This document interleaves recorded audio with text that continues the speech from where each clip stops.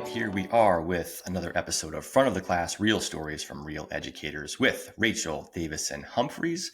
And Rachel, can you give us a little introduction to those in the education world? What is it that you say you're working on today? Well, thank you for having me, Spencer. Hi, everyone. My name's Rachel Davison Humphries.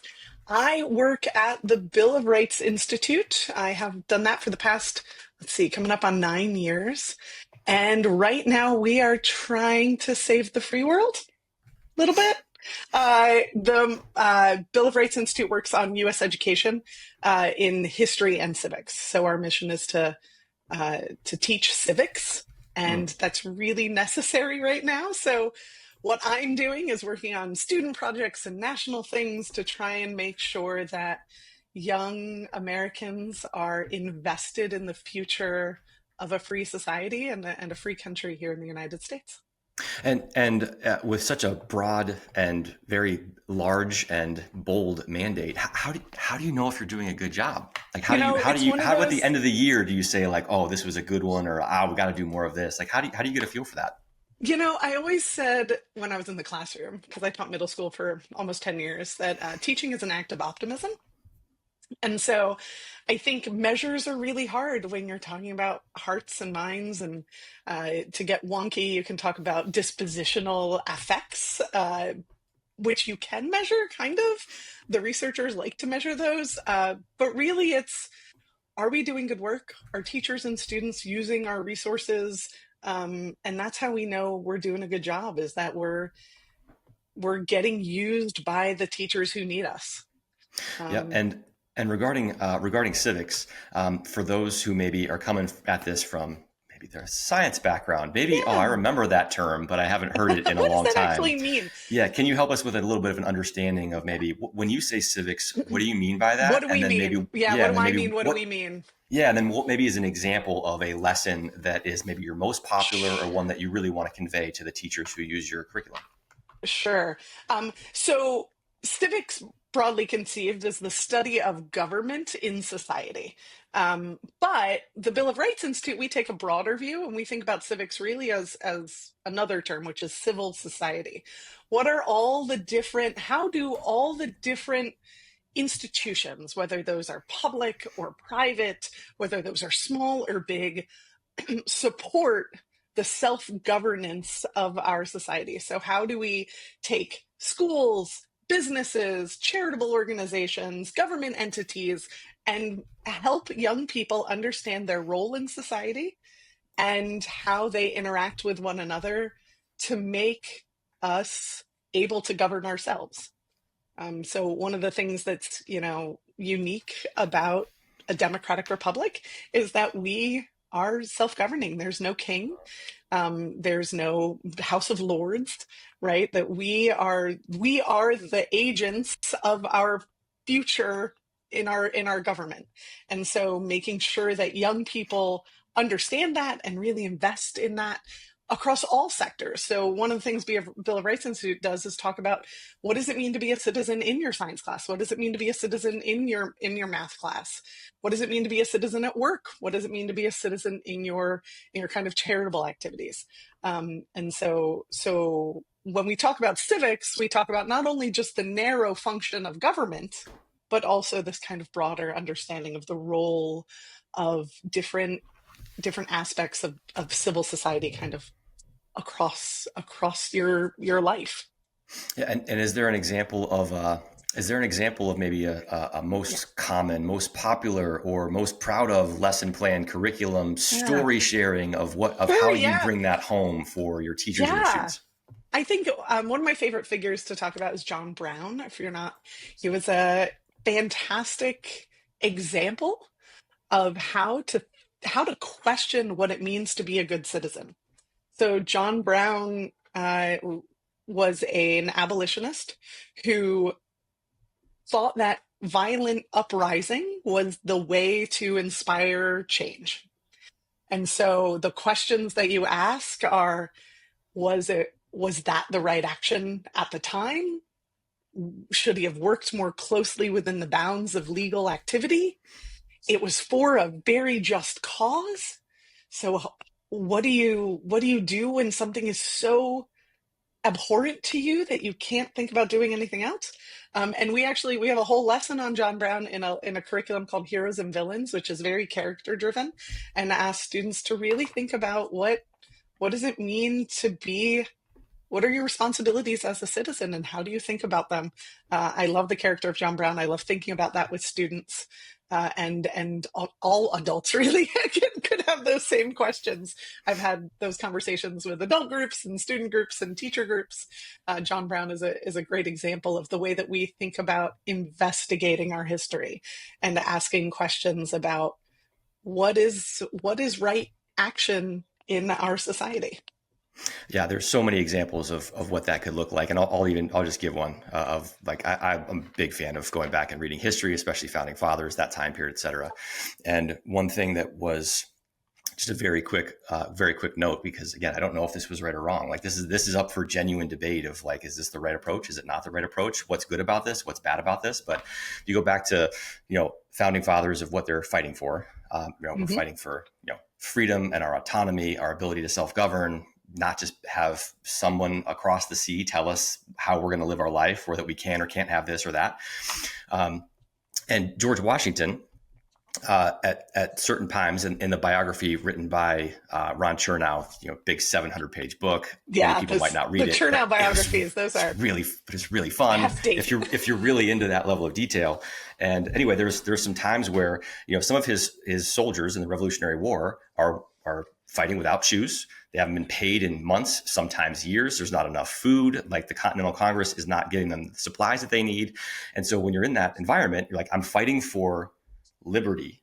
I'm fighting for the people, but yet I don't have the food and supplies I need. So some of those folks would potentially steal from the Tories or the British supporters locally, just because they needed food. They needed some basic supplies. And like, is that right? Is that just? Are you able to steal against, or are you becoming the exact enemy that you are proposing to fight against?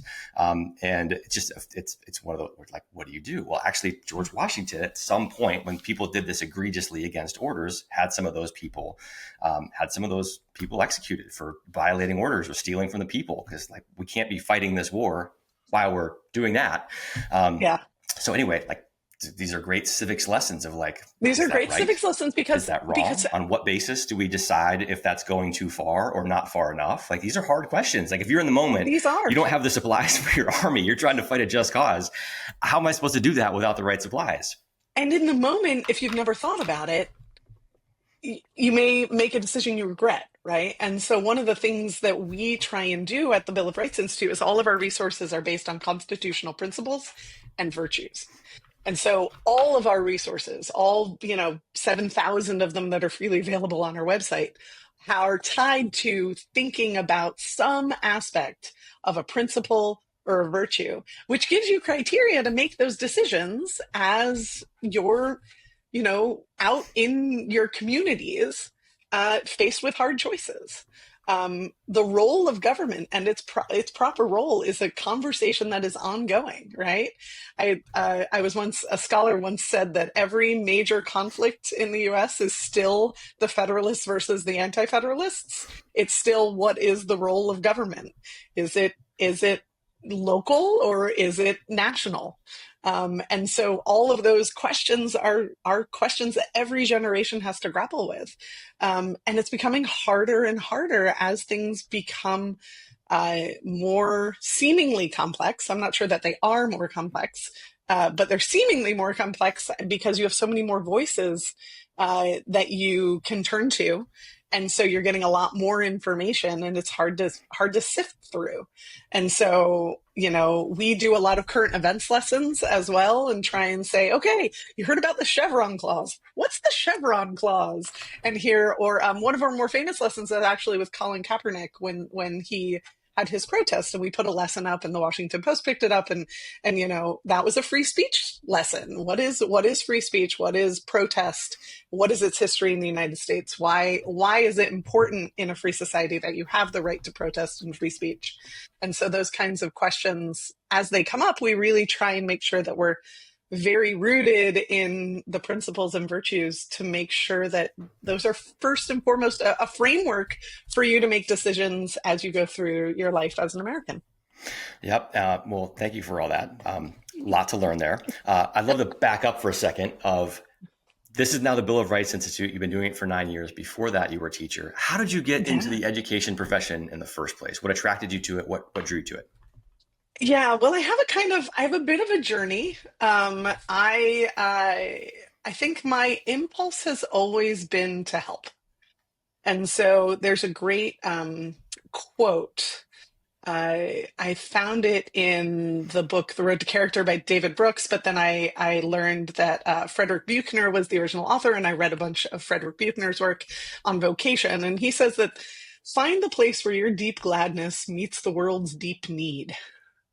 And I was like, okay, well, that makes a lot of sense. And that tells my story kind of looking backwards because I didn't find that quote until I was much later into my career. But I started out as an oldest daughter, wanting to help my family. My grandfather was sick with late stage Parkinson's, and I was like, how do I help? Well, after he had passed, I was like, medicine. That's how you help. So I went and became a paramedic. I did EMT intermediate, so baby paramedic. I did 911 service, and I was saying, okay, I'm helping. People are like physically improved when I leave, but is this really is this all I can do to help? Is this the biggest, is this the best way to make change in people's lives? And after some hard searching, I was running double the national call average. We had 12 calls per 24-hour shift. It was a very intense experience. And I was in a CVS, I think, in uniform, and someone came up to me and says, Rachel, I'm so glad my father's fine. You saved him. He's doing great. And I didn't remember the call. I didn't remember the person. I didn't remember their dad. And I was like, I'm not sure that change is happening for them. And I'm also not sure this is the kind of change for me, right? Like, what is this doing for me? I gave him a big hug. I said, it's so good to hear. And then I went away and thought about a lot of things. And I found a book called Colleges That Change Lives. My little brother was trying to choose a college, and I read about a school called St. John's College. And I thought to myself, if I want to do great things in my life, I need to know what greatness is. So I went to go study philosophy at a little great book school in the mountains of Santa Fe. And while I was there, I was like, charity, just like direct helping. And then they'll be able to make the best choices for themselves. And it was the years of the Hurricane Katrina, and I went down to New Orleans with 20 of my classmates, and we did cleanup down there, and I'm gutting people's houses, and I'm saying, and all they want to do is move back home. And I'm like, I don't know that that's the best choice for them. But I'm not the one to make that decision. And is charity the best way to really help people? And started asking myself hard questions about that. I had some internships and some fellowships. And then in 2008, when I graduated, there were no jobs in charity anyway, because there were no jobs anywhere. But I had really started thinking about education. And there's this quote by George Orwell, which is, if you hate violence and don't believe in government, which is funny now because I work at the Bill of Rights Institute, but if you hate violence and don't believe in government, the only remedy remaining is education. And what he means is that the way to truly make social change in the long arm of history is by improving the way that people are educated, improving their access to understanding what's best for them.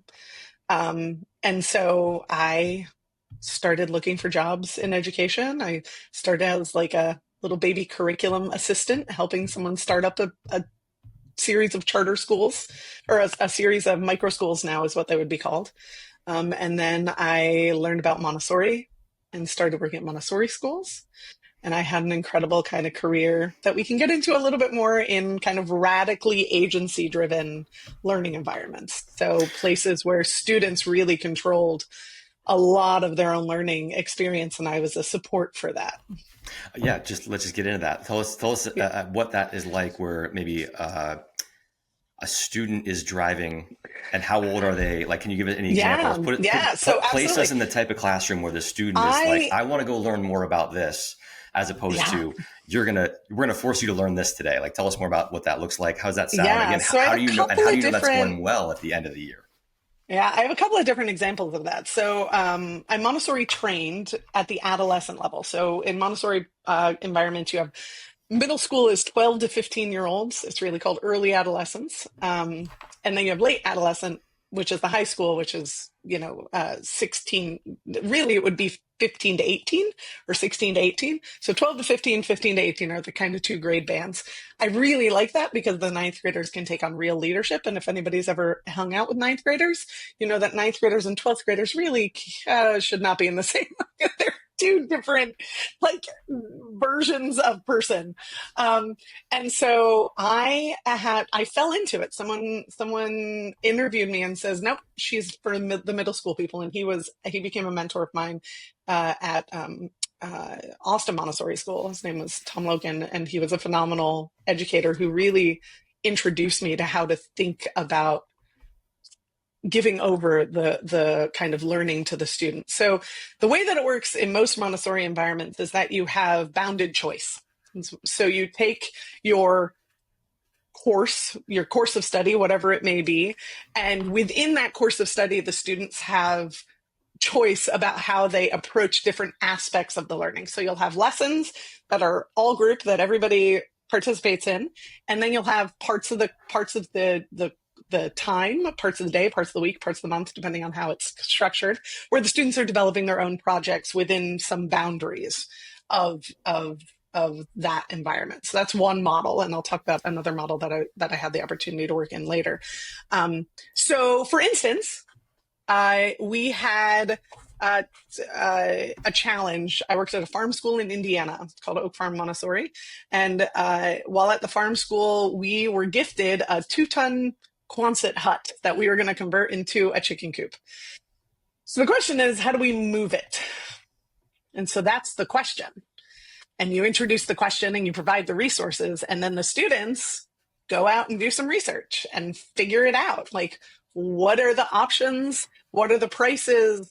How are we what would the labor cost? What's the danger?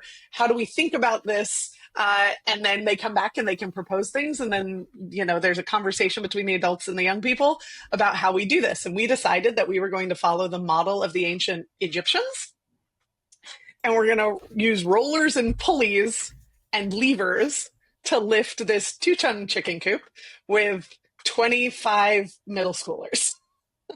And we accomplished it. We got it to the road where the truck could winch it and lift it onto the truck to move it to the other part of the campus. But to get it from where it was set back in the woods to the road, we used pulleys and levers and rollers on giant and the labor of 25 I'd love adolescents. to deep dive on that for a second, if we don't mind. Yeah. Just because the end of this, like, we have this 2-ton Quonset hut that's going to become our chicken coop. Yeah. And we are asking a bunch of 10, 11, 12-year-olds, ballpark. 12 to 15 year olds. Maybe 12 to 15-year-olds. Okay, 12 to 15 year olds. How are we going to do this? Yeah. Like, can you just let's just deep dive on this for a second? Yeah, sure. So one of the things I started. How long did it take to? How long was the research? Was this a week? It's a 5-week period. It was a 5-week period. Okay. So you have about a week. I'm assuming they have some questions along the way of like, well, how much does this rope hold? Like, how are you facilitating when they're having questions that might be ridiculous? Yeah. Like, no, don't go down that road, please. 3 times a week. 3 times a week, I had a 3-hour block. That was our science block. So we had block scheduling. 3-hour work cycle is a kind of standard period of time in Montessori environments. So you'll have a big work cycle, so they can really get into something in the class. Yeah. And we would alternate between we would have like a small lesson kind of introducing the machines. So this was really secretly, this was my simple machines physics unit, right? So in my plan for my integrated science units, this is my simple machines physics unit. Secretly, I didn't tell them, oh, today we're studying physics, but I had all my pulleys and levers and load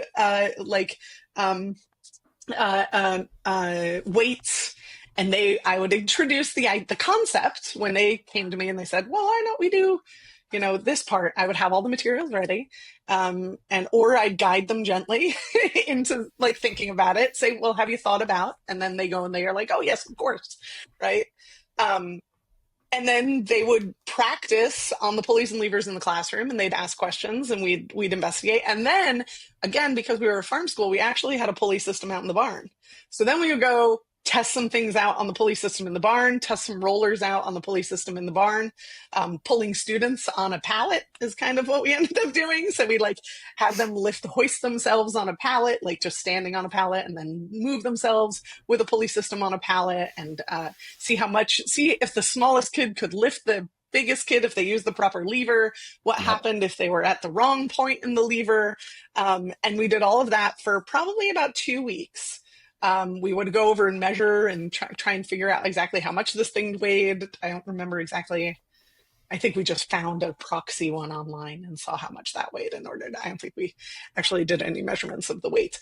And then we took about a week to prep the setup.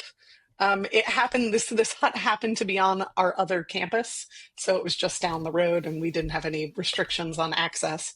Um, and our farm manager gave a lot of support because he was the actual handyman. He had a homestead and 6 kids, and he Mr. Cole really supported the work, making sure we had all the materials we need. And then over the course of an afternoon, 3 hours, we were able to move the 2-ton chicken coop. And then they had a big reflection. They talked about their learning.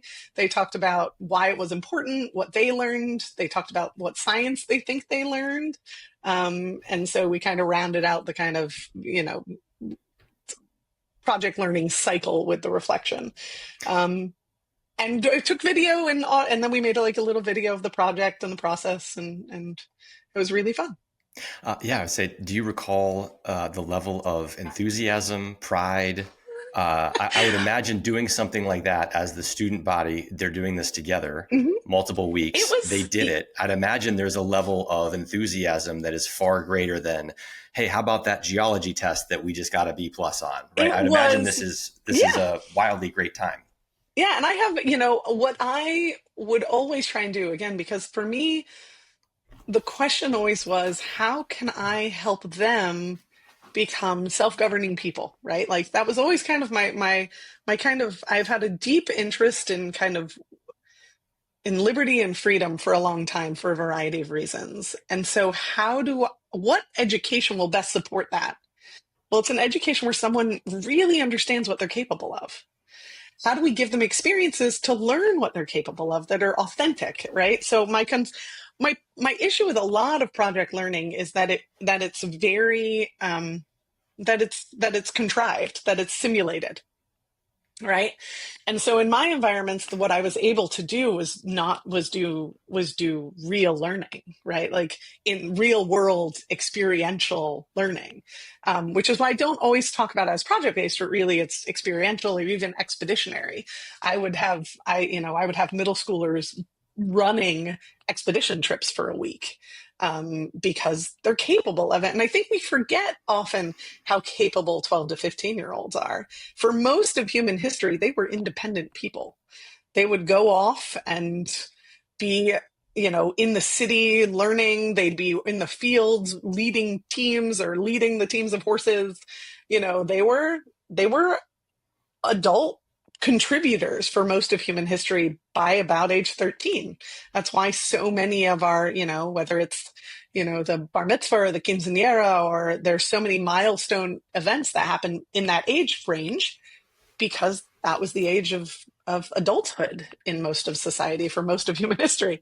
And so we forget how capable they are. And so it was always my goal to say, how can I create a real learning experience? Another example for in this environment was our biology lesson, where we said, oh, we have chickens and we're not getting enough eggs to sell at our farmers market. How do we improve the egg yield? And that simple question gives you an entire unit of biology and ecology. Right? You have to learn about digestion. You have to learn about reproduction. We did dissections. We did experiments where we changed different factors of their diet and their light and the angles of the sun coming in from the windows. And certain students thought maybe it was that they didn't have enough stimulation, so they made chicken mazes and tried to figure out how smart they were. And other students were like, well, their run is too small. So what if what if they have more exercise? And so you had this kind of really interesting question that had a real outcome. And at the end, we count the eggs, and you could say, Yeah, and we went you've from got a testable hypothesis, and then if that one exactly. didn't work, you've got another testable hypothesis, and you've got all these ideas, and at the end, Yep, you can actually see like, oh, these two things didn't seem to do anything, but these two things seem to do everything.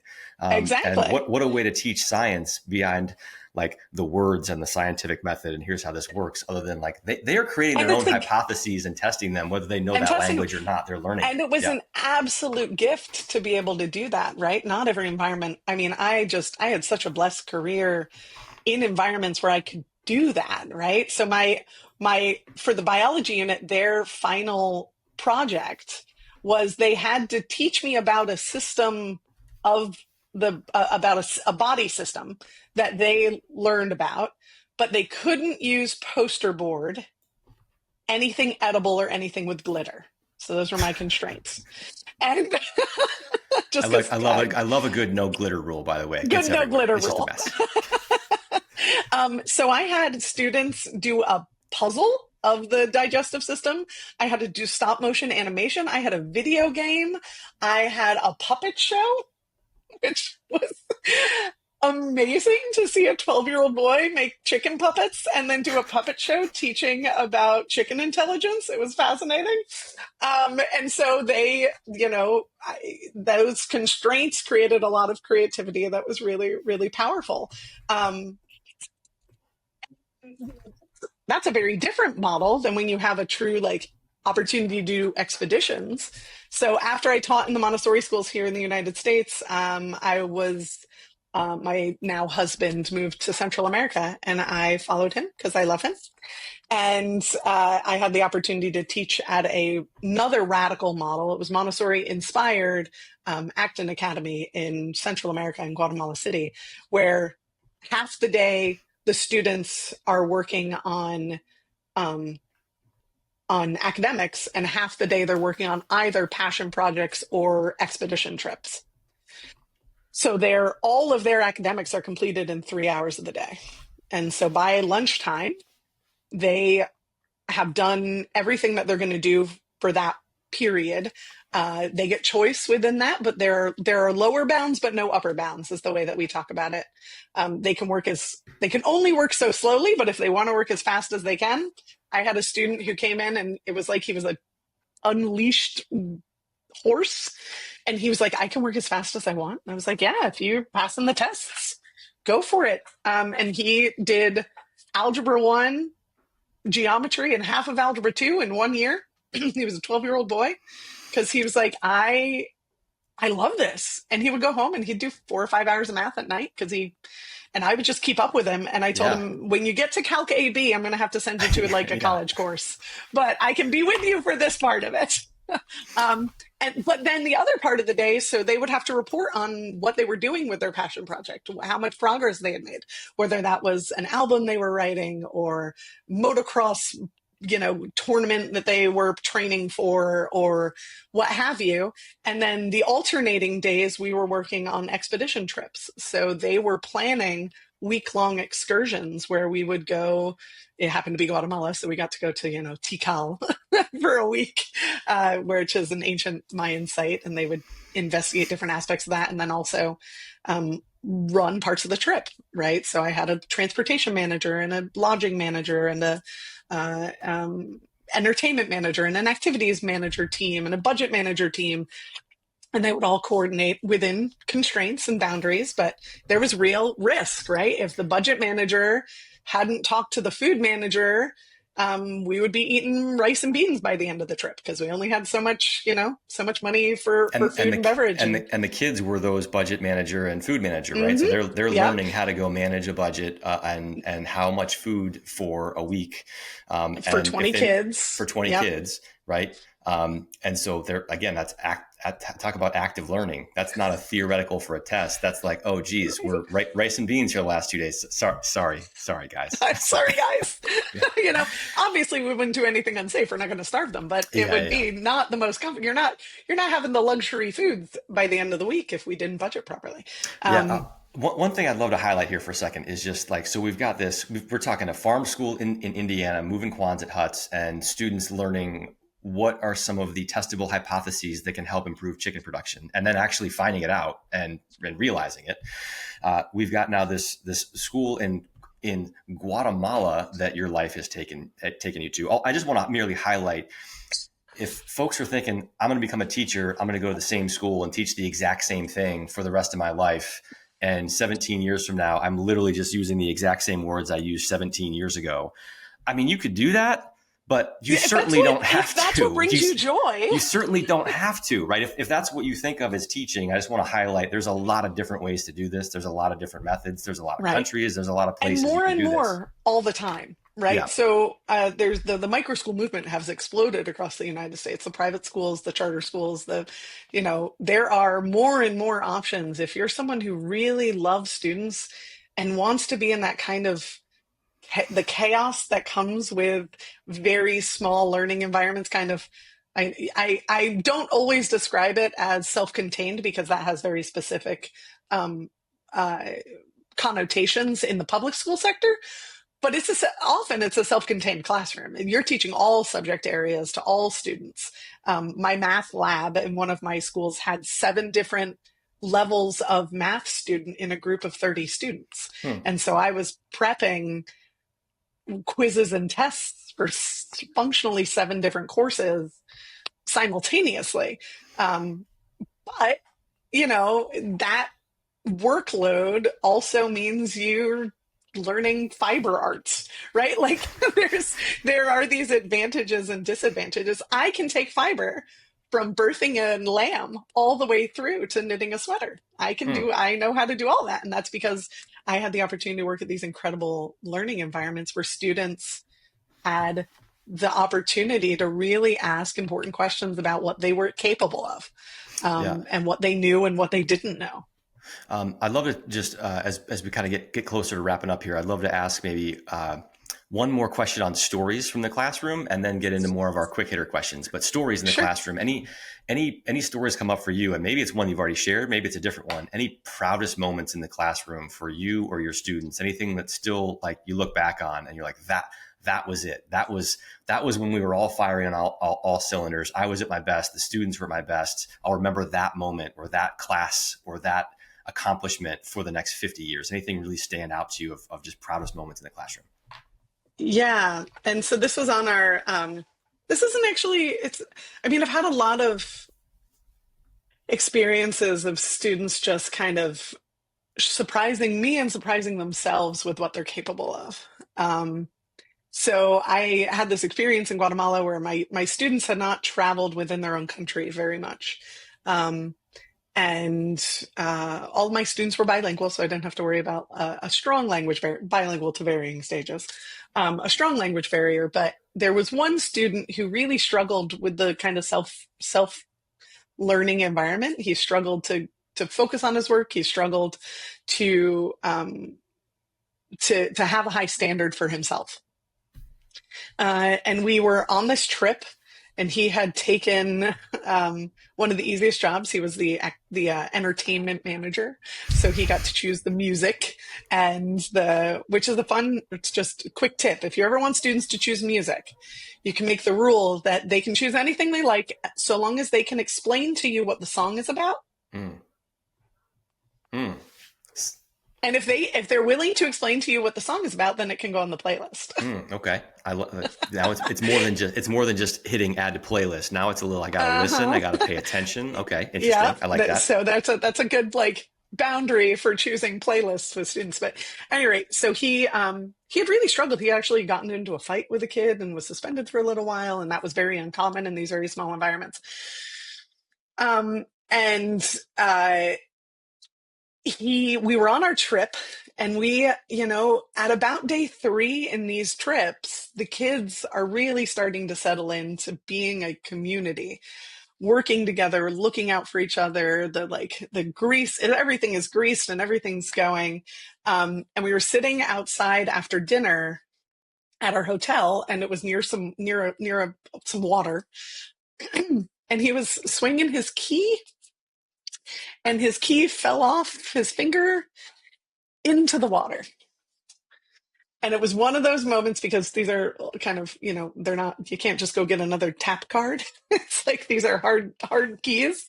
Um, and everybody kind of stops and looks at him, and he looks at them, and you can tell he's trying to decide whether or not he's going to be angry or sad, whether he's going to be vulnerable or whether he's going to lash out. And in that moment, one of the other boys came up and said, "It's okay, we'll get it." And you could just see him relax. Mm. And so everybody galvanized around him. They all went and got their goggles and bathing suits. And I was like, okay, I'm going to make sure no one drowns. And they spent 25 minutes diving for this key. And they finally were able to find it. And it was just one of those, the sun is setting and it's all these children in the water really supporting one another in a beautiful way. And that was one of those moments where you're just like, a really supportive environment can transform young people. And I don't know that he'll even remember that moment, but I hope he does. And he remembers what it's like to lean on people in a way that lets you be vulnerable. And so that was one of my proudest moments, was just seeing them and having this beautiful experience with them. And then we went on to have a lovely rest of the trip. Yeah, and thank you for sharing that, and also thank you for not telling the kids, no, it's gone. We'll just go get a new one, and depriving them of the fun. That I'm guessing one of them right now has another version of that story. And it's like, I can't believe she let us do that. That was so fun. We got the key. I have a couple of stories there where the thing that I was like, oh, should I let them do it, becomes the highlight of the trip, right? Yeah. Right? Like, we got lost once on a hike, and I did not take control. Like, they figured out how to get us back, and that was the highlight. We were lost. We couldn't, but we were gonna die. No, we weren't. But So yeah, I think that's part of again, that agency-driven education is you can't learn to ride a bicycle at a seminar, right? Like, in order to be a person who's able to make good decisions, you have to practice making bad decisions. And having the space to do that is hard in modern society, especially for adolescents, especially for young people who really are very, very constrained right now in very narrow ways of interacting, right? They don't have jobs. They don't have a lot of younger siblings that they have to care for often. They don't have a lot of responsibility, right? Everything is prescribed for them. And everything is directed kind of externally. And what does that do to their sense of their self? Like, what is their responsibility? And then by extension, how does that translate into what they think their responsibility is to society? As we think about being self-governing, like, society. And so it all is very layered and interconnected for me. The reason that I care about agency is the same reason I care about citizenship and civil society, is that, that work to be a free person requires a kind of work in advance, a kind of preparation. And so how do we create environments that can foster that kind of preparation has been my work for my entire career. It's just taken kind of two different phases. Yeah, well, a great way is to allow students to get lost within reason and allow them to then figure out how to find their way back, because then it's amazing that, again, they're shouting joyful, I can't believe we did that. We fought off the bear. No, you didn't. But they're at that age, and then you're learning, I can make a mistake and I can get back on course. Right. And what a powerful lesson to learn for those who maybe have not learned that lesson. And then maybe they make their first big mistake when they're 18, 22. Right. if you haven't learned how to get back on course, you might not believe that you have the ability to, and it can be debilitating. So And they won't why even not put learn themselves those in the things? position, they won't even put themselves in the position. There's a chilling effect, right? That they Yeah, just won't put themselves out there to make mistakes, yeah, is kind of what we're seeing now. And I'm really grateful that I had that career and that I was able to find environments that let me do crazy things with students within reason and boundaries. And, I was able to kind of move to different environments.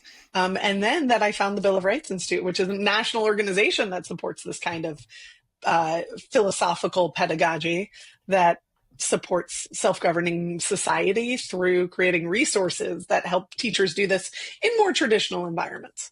yeah. Um, Well, a couple more rapid fire, quick hitter questions as we sure. wrap up here. So, if you were chatting with somebody who is maybe just about to go into their first year of teaching, or they're in the middle of their first year teaching, what might be the number one piece of advice that you give them? Or knowing what you know now, what might you go back and give yourself when you were in that very, very first year in the classroom teaching? When in doubt, co-create. Mm, Yeah. When you're like, I don't know how to do this, or I don't know what they need, or um, I, I don't I don't know, right? Turn it over to them. See, I found this especially helpful in discipline. I don't know what I'm supposed to do. Call them in, ask them, right? So this is what happens. There has to be a consequence. What do you think the consequence should be? Um, but also, I don't know what kind of assessment. How do you guys think we should assess this? Or what project options should I develop? Everybody, give me 3 project options, yeah, yeah, right? When in doubt, co-create. yeah. Awesome. And what to you is the single best thing about this profession? Single best thing.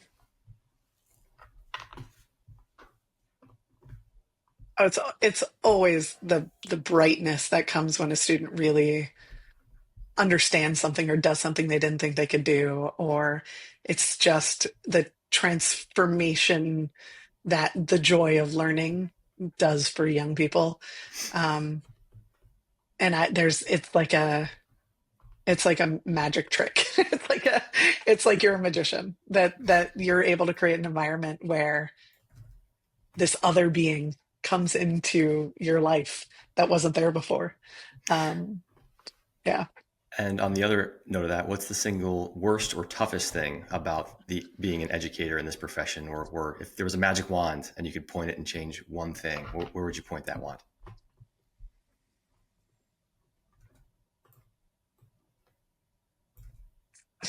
That all of them had home environments that were able to support them. That's the hardest part, is when you have a student who has so much potential and so much capacity and so much capability. I had a student who I was able to get her into a boarding school. She had a really hard home environment. And I was able to, get her a scholarship into a boarding school where she could really just, generational change. But she couldn't. She lasted a year. She had to go back. She couldn't leave her siblings functionally. And I totally understood that decision. She was really torn up about it. But I was like, no, sweetie, I get it. Then you do what you need to. But I don't think she ever, you know, was able to exit that environment or that situation fully, and so she wasn't able to kind of in that at that time. Again, Yeah. she'd probably be in her 20s now. I haven't been in touch with her. She did reach out a couple of years later just to tell me how much our relationship meant. But yeah, if I could have every kid have a supportive home environment, Yeah. that'd be the magic wand I'd wave. To go back though, I actually have one more. I know it's just one thing that you would uh, tell every teacher, um, but also especially for adolescents, try and see the child that's not yet there. So a lot of young people are presenting a person Mm, that isn't who they are, and so part of kind of your practice as a teacher of early adolescents, especially, so these again, seventh, eighth, ninth graders, especially, is like, don't see the child that's there, see the child that's not yet there. is kind of the way to practice